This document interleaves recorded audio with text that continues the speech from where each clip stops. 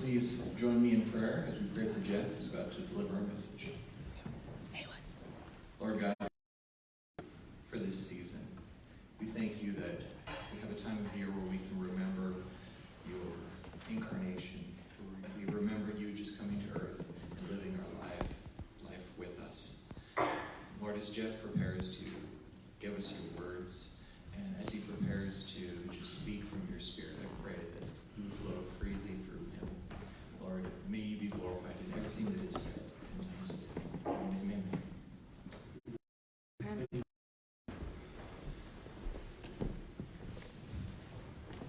So this morning we're starting our Advent season, and our series for the Christmas season is Unwrapping Christmas.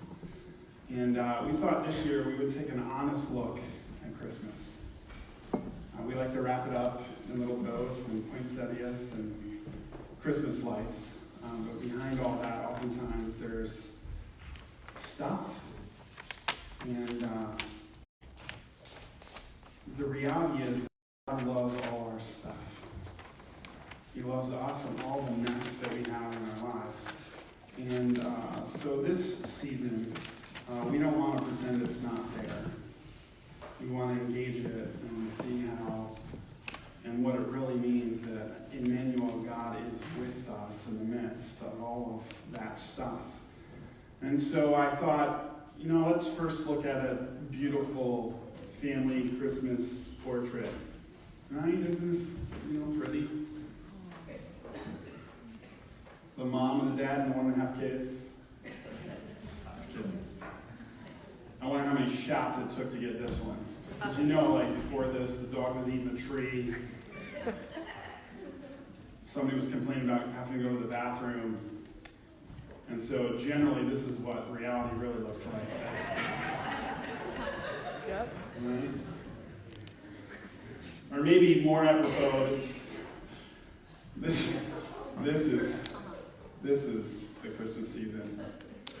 We went out for Jordan's birthday. My oldest had just turned 16 this week, and we went to the restaurant, and I looked around, and almost every single couple, family there was on their phone most of the time.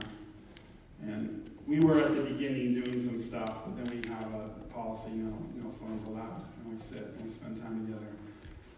But maybe distraction is a really good thing during the Christmas season, because we don't want to engage with what's behind the distraction. Because it's really like this, in reality, chaos. Everybody's mad at each other, strangling whatever's possible. And so we enter this season, in the words of, well, happy birthday, Jesus, sorry your party's so lame. And this may be more reality than we're willing to admit. And so this season, we want to unwrap Christmas, and look at the good, the bad, and the ugly, and what it really means that God stepped into time and space to be here for us. So this morning, we're talking about dysfunction. Welcome to Living Christ Church.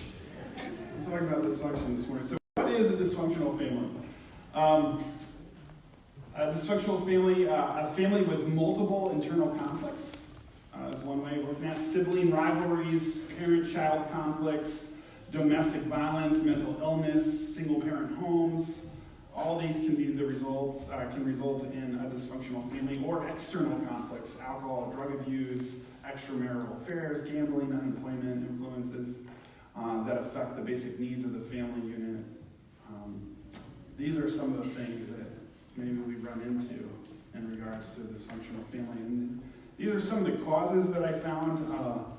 There's several of these when you start digging, but some of them: social isolation or loneliness can enter the picture.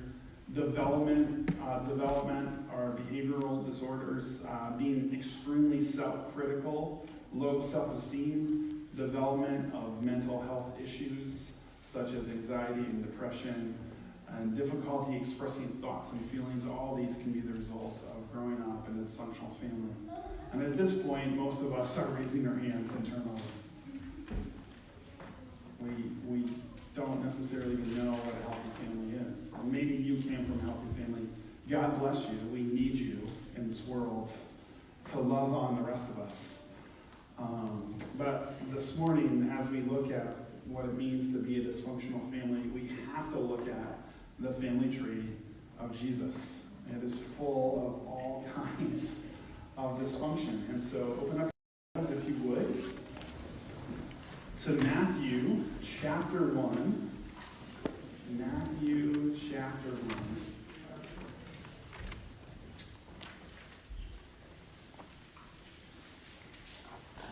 We're going to read verses 1 to 17. And you're going to pray for me as I read because I'm dyslexic and these names are awesome.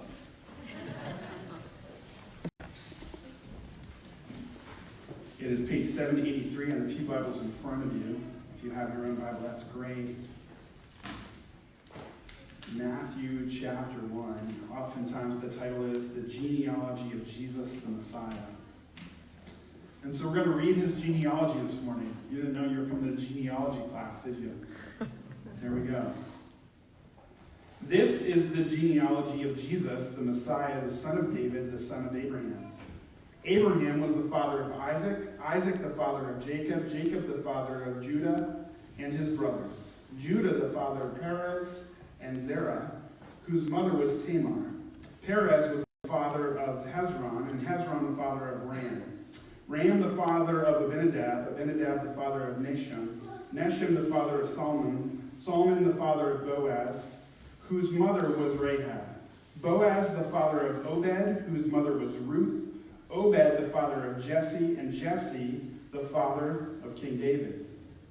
David was the father of Solomon, whose mother was Uriah's wife. Solomon the father of Rehoboam, Rehoboam the father of Abijah, Abijah the father of Asa, Asa the father of Jehoshaphat, Jehoshaphat the father of Jehoram, Jehoram the father of Uzziah, Uzziah the father of Jotham, Jotham the father of Ahaz, Ahaz the father of Hezekiah, Hezekiah the father of Manasseh, Manasseh the father of Amon, Amon the father of Josiah, Josiah the father of Jehoiakim, and his brothers at the time of the exile of Babylon. After the exile of Babylon, Jehoiakim, father of Jethalai, Jethalai the father of Zerubbabel, Zerubbabel the father of Abihab, Abihab the father of Eliakim, Eliakim the father of Ezra, Ezra the father of Zodak, Zodak the father of Akim, Akim the father of Eliud, Eliud the father of Eleazar, Eleazar the father of Mathan, Mathan the father of Jacob, Jacob the father of Joseph, the husband of Mary, and Mary was the mother of Jesus, who is called the Messiah. Thus there were 14 generations in all from Abraham to David, 14 from David to the exile of Babylon, and 14 from the exile of Manasseh. Amen. You can go home.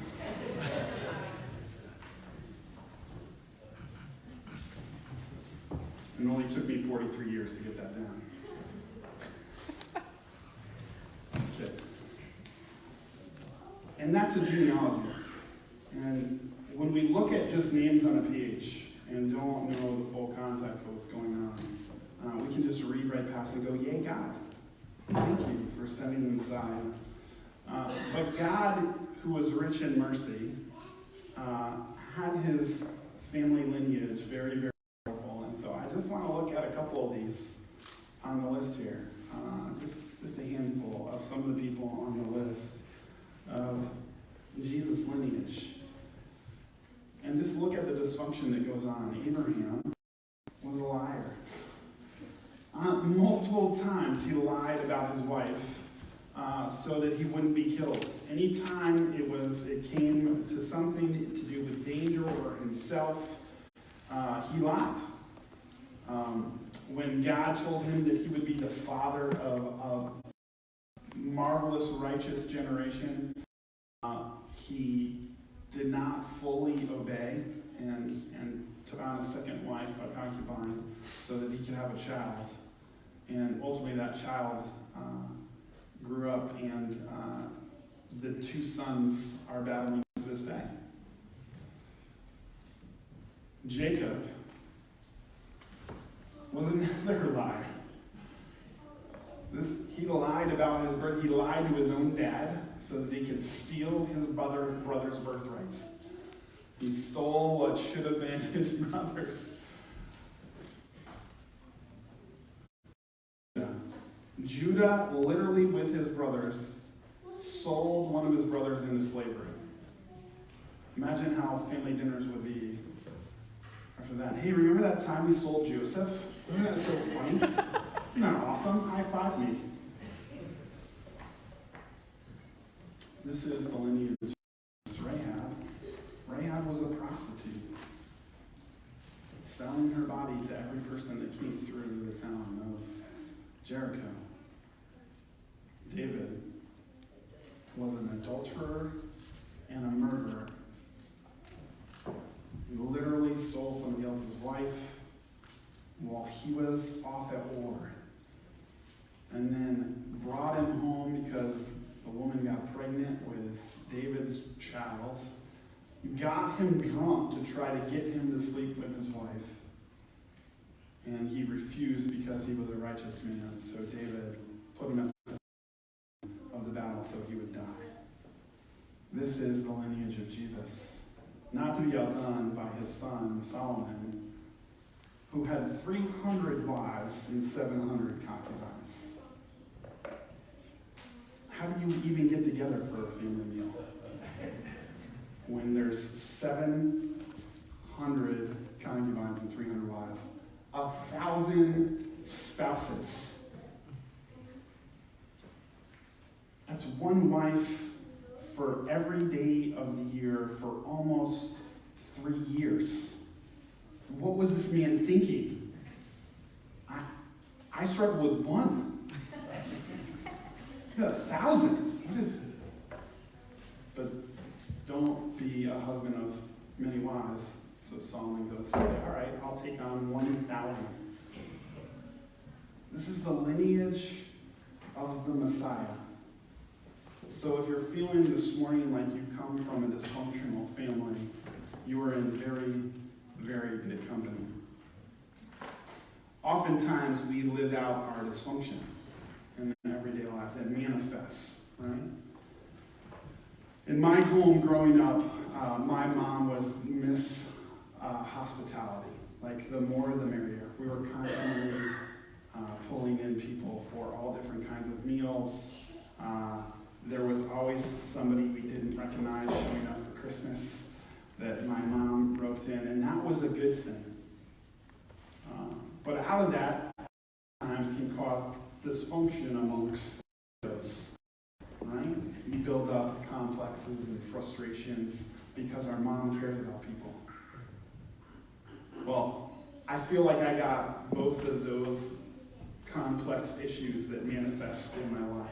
And this is one of the reasons why I absolutely love our discipleship pathway called Know and Grow, because we deal with the issues of your soul.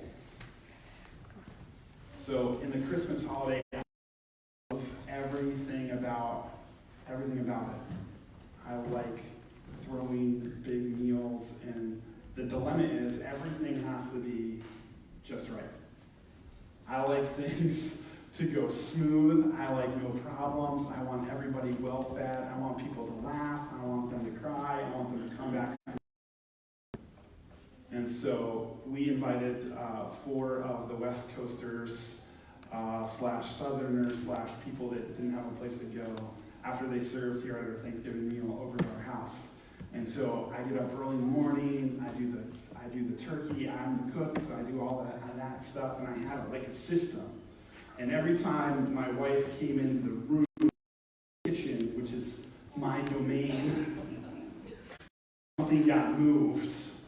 And the more it got moved, the angrier I got, and the more I was like, what is wrong with you? But the angrier I got, and I had things all set, we're about ready to eat. And I had all the yummy sustenance of the juice drippings, just all that good happiness.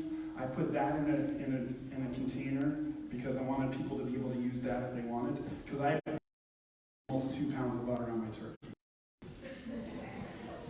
I did spend some time in the South. And then I had my gravy, and I had 2 separate things for it.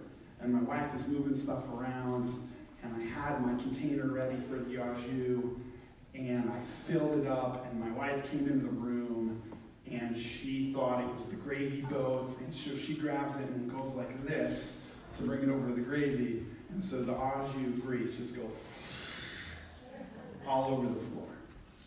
So what happens? I was like, oh, hon, are you okay? Did you hurt yourself?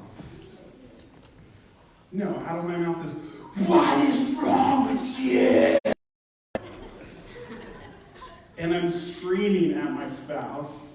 So fortunately, she shuts the door, and these people are out in our living room feeling all awkward because the pastor and his wife are screaming at each other in the kitchen. I say that all to say, dysfunction can manifest in many different ways, shapes, and forms.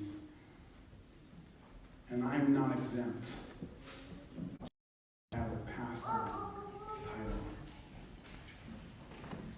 And Jesus, I believe, purposely entered into time and space with a family full of dysfunction because he wanted to relate to you and me in every way, shape, and form. He didn't want any of the issues of life not to affect him in one way, shape, or form so that he could relate to his creation and then therefore redeem it. And there is redemption in the story as you look at this. Abraham is declared righteous. Despite the fact that he's a liar, God goes, righteous. I declare you righteous. And he becomes the father of an amazing, amazing generation. Jacob, his name is changed to Israel, and the tribe of Israel comes out of him. Judah, the brother seller, ends up in the lineage of the Messiah. God redeems. Rahab, the prostitute, helps Israel conquer Jericho and goes on to be the great grandmother of the Messiah. David, the murderous adulterer, is called by God a man after my own heart. After all that chaos and destruction in his life, and that was just part of his life, let alone the part where his son takes off with one of his wives, he ends up in exile, all kinds of craziness, yet he is the one after God's own heart. And Solomon, the wisest man who ever lived, who also got to build the temple for God to manifest his presence in. These are just a handful of the dysfunctional people in God's life, in Jesus' lineage that he decides to redeem. And the reality is he wants to redeem your dysfunction as well. So I see a couple things at play. Ways to kind of process through all this during the season. All these are biblically based, but a friend of mine gave me these, and I think they're apropos. So write them down, press into them, take a picture, whatever you need to do. The first is be present. Own it all. Whatever it all is. The good, the bad, and the ugly. Don't discard it. Don't push it away. Own it. God wants to redeem whatever it is. And then be present with the people who are in your lives. Whether you're the one that needs help or they're the one that needs help. Be present. Share yourself. Don't shrink back and just hold on to all that yuck. Share it. Don't leave it all there, bottled up. This needs to be unpackaged, unwrapped, released, so that God can redeem them. This one is huge. We're sitting down with families. Engage in dialogue, not debate. Unfortunately, we've lost the ability to debate. It's one of the results of where we're at in history. We can't do it anymore. We are consistently in this society, putting ourselves on opposing sides, even within our own family. Somehow, our former generations pulled this off. One of my aunts is a staunch, very, very conservative Republican, and she is married to a very, very, very liberal Democrat. And somehow they coexist in the same home. Guess what? It's possible. Why? Because they have Jesus. It's the only way that works. So, engage in debate, or in dialogue, not debate. Let's have conversations again.